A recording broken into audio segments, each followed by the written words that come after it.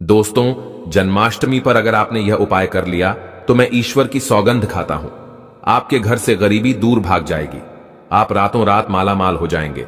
मैं भगवान कृष्ण की सौगंध खाता हूं। इस वीडियो को अंत तक देखें। आपका भाग्य ना चमक जाए तो मुझे बताना, लेकिन वीडियो पूरा ही देखना, एक लाइक जरूर करें। अगर आप भगवान कृष्ण से प्यार करते हैं, लड्डू गोपाल से प्यार करते हैं, राधा रानी से प्यार करते हैं तो एक लाइक जरूर करना। जन्माष्टमी बार बार नहीं आती। सच्चे दिल से कमेंट बॉक्स में लिखे राधे राधे, जय श्री कृष्ण। दोस्तों, पंचांग के अनुसार इस साल भाद्रपद माह के कृष्ण पक्ष की अष्टमी तिथि की शुरुआत 26 अगस्त की रात 3:39 पर होगी। 27 अगस्त रात 2:19 पर इसका समापन होगा। ऐसे में 26 अगस्त 2024 के दिन कृष्ण जन्माष्टमी का व्रत रखा जाएगा। हर साल भाद्रपद मास के कृष्ण पक्ष की अष्टमी तिथि को कृष्ण जन्माष्टमी के रूप में मनाया जाता है। द्वापर में श्री कृष्ण परम पुरुषोत्तम भगवान का जन्म भाद्रपद की अष्टमी तिथि रोहिणी नक्षत्र और चंद्रमा वृषभ राशि में मध्य रात्रि में हुआ। उनके जन्म लेते ही दिशाएं स्वच्छ व प्रसन्न एवं समस्त पृथ्वी मंगलमय हो गई थी। विष्णु के अवतार श्री कृष्ण के प्रकट होते ही जेल की कोठरी में प्रकाश फैल गया। कृष्ण के प्राकट्य से स्वर्ग में देवताओं की धून दुबिया अपने आप बज उठी तथा सिद्ध और चारण भगवान के मंगलमय गुणों की स्तुति करने लगे।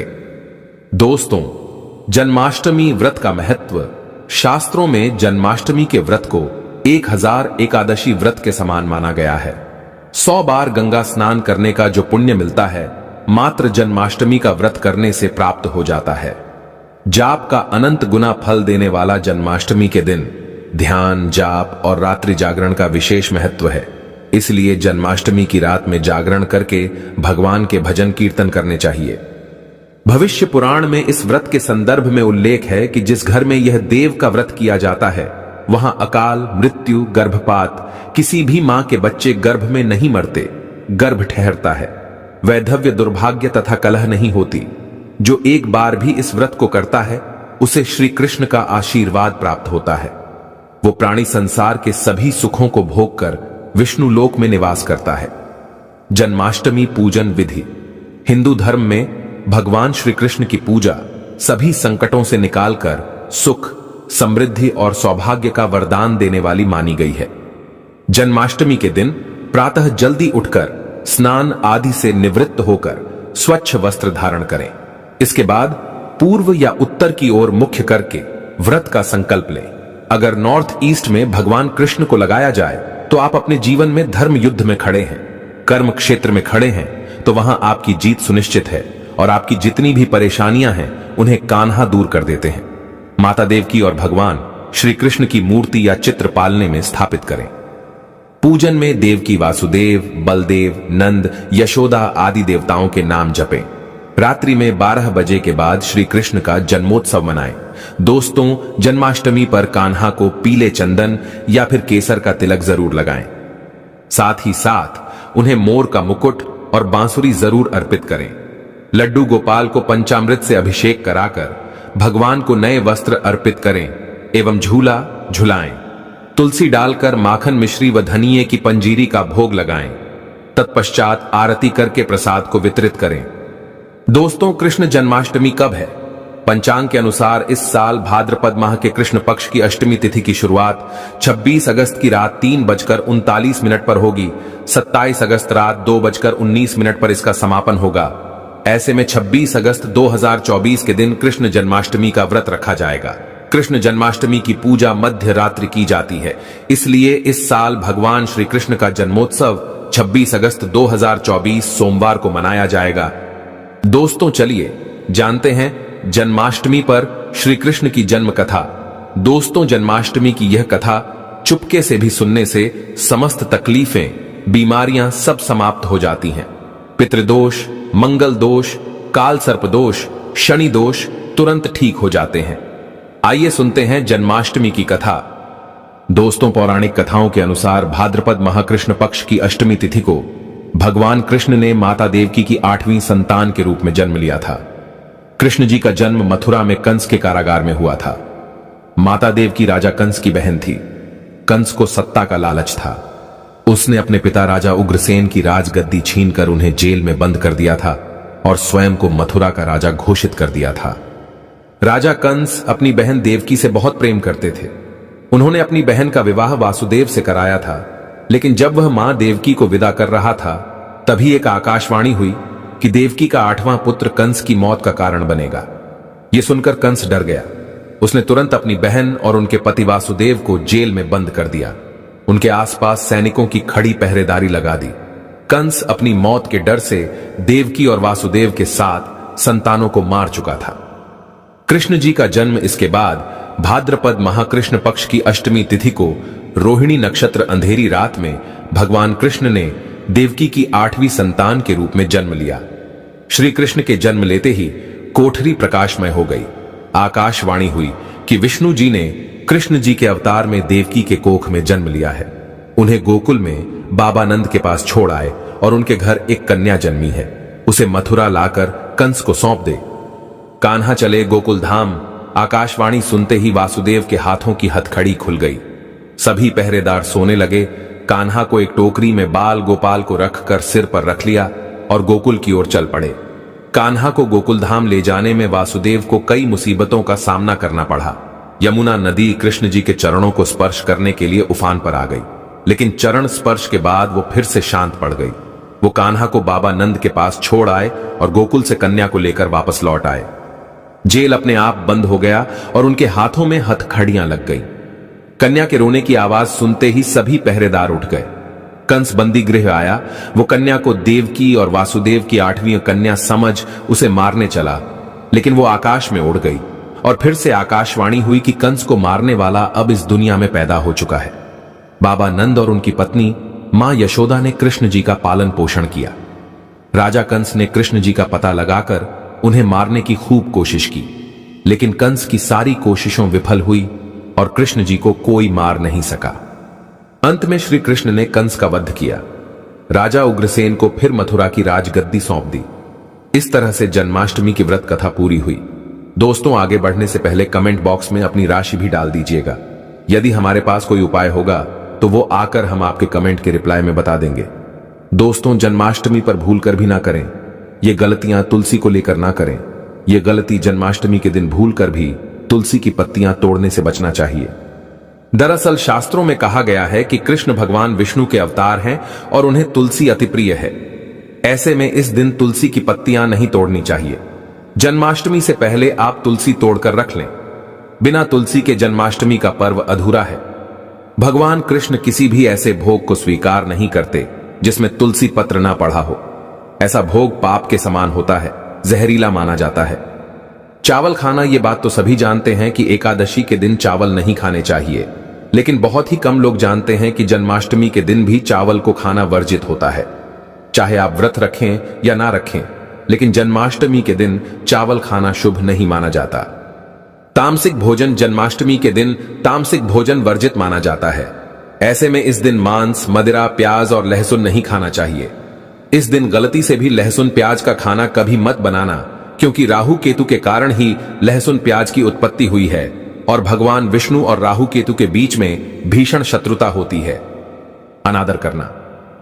भगवान कृष्ण के लिए सभी भक्त एक समान होते हैं।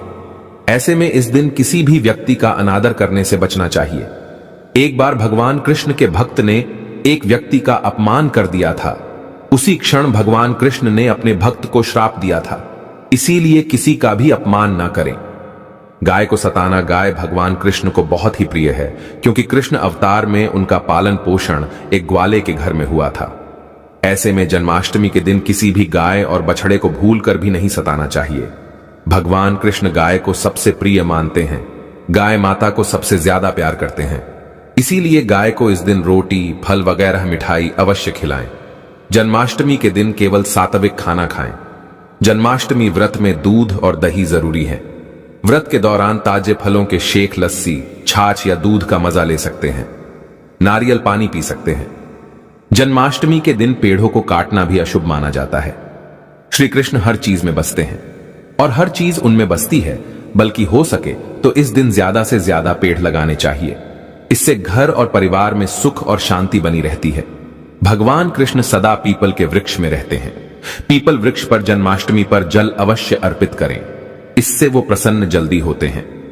दोस्तों, जन्माष्टमी के दिन ब्रह्मचर्य का पालन करना अनिवार्य होता है।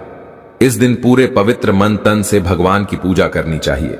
कम से कम इस दिन पत्नी से दूर रहना चाहिए। जो पति पत्नी जन्माष्टमी पर एक दूसरे से दूर रहते और संयम और नियम का पालन करते हैं तो उन्हें एक सुशील और सुंदर पुत्र की प्राप्ति होती है। ऐसे बालक का मुख भगवान कृष्ण की तरह होता है और शरीर भगवान कृष्ण की तरह कोमल होता है। जो लोग इस दिन व्रत रखते हैं तो उन्हें रात में 12 बजे से पहले अपना व्रत नहीं खोलना चाहिए। उससे पहले व्रत खोलने से पूजा का फल नहीं मिलता है और व्रत भी अधूरा माना जाता है। जन्माष्टमी पर करें इन मंत्रों का जाप। भगवान कृष्ण की कृपा से आपकी समस्त गरीबी दूर हो जाएगी। आप धनवान हो जाएंगे, माला माल हो जाएंगे। आपके घर में राधा रानी की कृपा बरसेगी, माता लक्ष्मी की कृपा बरसेगी। दोस्तों, श्री कृष्ण मंत्र क्रीम कृष्णायनम। भगवान श्री कृष्ण के इस मंत्र का जाप करने से धन धान्य की प्राप्ति होती है। ऐसे में जन्माष्टमी के विशेष अवसर पर इस मंत्र का जाप करने से साधक को शुभ फलों की प्राप्ति होती है। हरे कृष्णा कृष्णा कृष्णा हरे हरे, हरे राम राम राम हरे हरे करने से भगवान कृष्ण के कान खड़े हो जाते हैं। वो भक्त की पुकार अवश्य सुनते हैं। कम से कम इसका जाप 21 बार अवश्य करें या 108 बार भी आप कर सकते हैं। बहुत ही शुभ माना जाता है। दोस्तों, जन्माष्टमी पर जो स्त्री भगवान लड्डू गोपाल को झूला झुलाती है उसे अनंत काल तक बांझपन का सामना नहीं करना पड़ता है। भगवान लड्डू गोपाल की कृपा से ऐसी स्त्री को सुंदर पुत्र की प्राप्ति होती है।